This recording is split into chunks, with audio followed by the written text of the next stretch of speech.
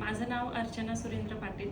मी संभाजीनगर, छत्रपती संभाजीनगर महाराष्ट्र येथे राहते आणि मला साधारण 1-1.5 वर्षापूर्वी सतरंजी धुण्यात आली आणि त्याच्यानंतर दुसऱ्या दिवशीपासून पाठीमध्ये वाकलं की चमक येणं सुरुवात झाली. मी संभाजीनगरला अस्थिरोग तज्ज्ञाकडे दाखवलं. त्यांनी आराम करायला सांगितलं 3 दिवस, पण त्याच्यानंतरही काही फरक नव्हता. मग परत दुसऱ्या डॉक्टरकडे त्यांनी MRI सांगितला, त्याच्यामध्ये डिस्क बल्ज निघाला. मुलीचं लग्न समोर होतं 2 महिन्यानंतर, त्याच्यामुळे मला काहीतरी ट्रीटमेंट अशी हवी होती की मी लग्न एन्जॉय करू शकेल.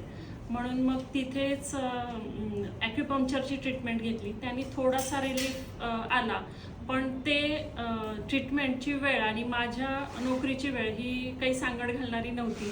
म्हणून मला असं बघायचं होतं की जिथे मला जास्त वेळ पण नाही द्यावा लागणार आणि मला ट्रीटमेंट पण चांगली मिळेल.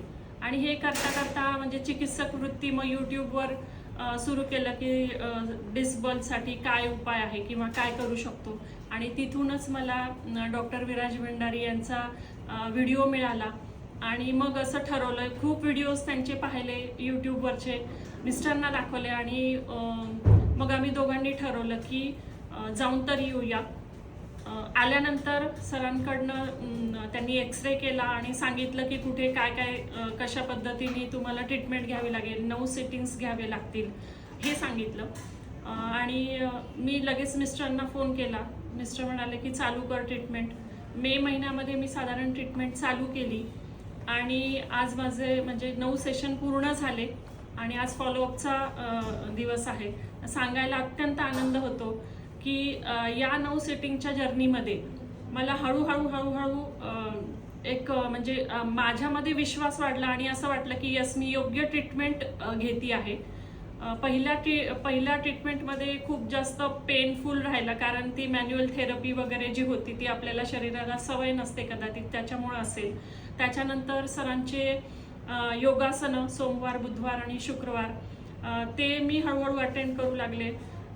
तो जो एक कॉन्फिडन्स आहे की जो ॲलोपॅथी डॉक्टरांनी सांगितलं होतं की आता तुम्ही खाली बसू नाही शकणार, तुम्हाला कमोडच वापरावं लागेल, आणि ते कुठंतरी त्यांनी माझा आत्मविश्वास कमी झाला होता खरं तर, की आता कसं बाबा खाली नाही बसायचं म्हणजे काय. मला तर छान ऐसपैस मांडी घालून आम्ही सगळेजण एक जेवायला बसायचो. आणि जेव्हा डॉक्टरांना मी पहिल्यांदा विचारलं की असं मला सांगितलंय तर फॉलो करायचं का, डॉक्टर म्हणे काही गरज नाही आहे, तुम्ही अगदी इंडियन टॉयलेट वापरू शकता, मांडी घालून बसू शकता, फक्त योग्य पद्धती, कसं बसायचं, कसं उठायचं किंवा वस्तू कशा उचलायच्या खाली वाकून, हे त्यांनी व्हिडिओ सांगितले आणि ते हळूहळू फॉलो करू लागले. सांगण्यास अत्यंत आनंद होतो की मागच्याच महिन्यामध्ये जूनमध्ये मी उज्जैनला जाऊन आले. म्हणजे संभाजीनगर ते उज्जैनचा प्रवास साधारण 600 किलोमीटरचा आहे. 10 ते 11 तास आम्हाला लागले जायला, पण अजिबात त्रास जाणवला नाही की प्रवासाचा म्हणा काही नाही. म्हणजे सगळ्यांना मी सांगू इच्छिते की ऑपरेशनकडे न जाता आपण आपली भारतीय परंपरा जी आहे आयुर्वेदिक शास्त्राची, सरांचं म्हणजे कायरोप्रॅक्टर असू देत किंवा त्यांच्या मॅन्युअल थेरपी असू दे, आणि त्याच्या जोडीला नाडी परीक्षण करून त्यांनी जे आयुर्वेदिक उपचार दिले, तर त्याच्यामध्ये मला माझ्या पाठीच्या दुखण्याच्या व्यतिरिक्त हातापायाची आग असू दे, डोळ्यांची आग असू दे, तर याच्यावर सुद्धा बराच मला रिलीफ मिळालेला आहे. आणि सगळ्यांना मी सांगू इच्छिते की आपले जे काही पाठीचे दुखणे आहेत तर त्याच्यासाठी ॲलोपॅथी ट्रीटमेंट न घेता आपल्या भारतीय परंपरेची आयुर्वेदिक ट्रीटमेंट ही जर तुम्ही घेतली सरांच्या माध्यमातून तर तुम्हाला नक्कीच त्याचा फायदा मिळणार आहे. जसा मी हा फायदा मिळवला किंवा माझ्या पाठीचं दुखणं आता पूर्णपणे बरं झालेलं आहे. सरांना मी आत्ताच विचारलं की मला ट्रेकिंगची आवड आहे, मी ट्रेकिंग करू शकते का. सरांनी सांगितलं आता तुम्हाला जे काही करायचं ते तुम्ही करू शकता. खूप खूप धन्यवाद डॉक्टर.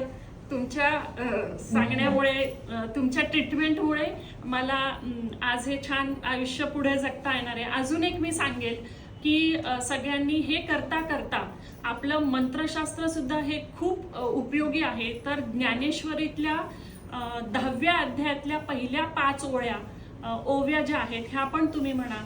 तर ह्या कशा म्हणायच्या, एक मी ओवी म्हणून दाखवते की पहिल्या 3 ओव्या एका श्वासात म्हणायच्या आणि शेवटच्या ओवीला श्वास सोडायचा.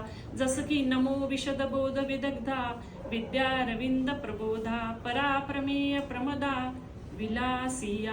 अशा पद्धतीने तुम्ही त्या ओव्या म्हणू शकता. म्हणजे आयुर्वेद, मंत्रशास्त्र, कायरोप्रॅक्टर हे सगळी तिन्हींची सांगड घालून तुम्ही सुद्धा लवकरात लवकर बरं व्हावं ही ईश्वर चरणी प्रार्थना. आणि डॉक्टर तुमचे खूप खूप धन्यवाद. Thank you so much. खूप चांगला अभिप्राय तुम्ही दिला आहे. ताईंचा एक्सरे जर आपण बघितला, पूर्वी ताई जेव्हा 7/6/2025 हा लंबर स्पाईन आहे त्यांचं कॉन्केव्ह स्ट्रक्चर झालं होतं. 2 मणक्यातलं अंतर इथे पूर्णपणे कमी झालं होतं. L4 L5 L5 S1 ही गादी पूर्णपणे बाहेर होती. इथे आजचा जर एक्सरे बघितला तर हा एक्सरे पूर्णपणे सरळ झालेला आहे. त्याचबरोबर 2 मणक्यातलं अंतर हे वाढलेलं आहे. जर प्रामाणिकपणे योगासनं, आयुर्वेद औषधं आणि उठणं, बसणं, झोपणं हे जर व्यवस्थित केलं तर नक्कीच अशा प्रकारे रिझल्ट्स घेता येतात. Thank you so much. धन्यवाद.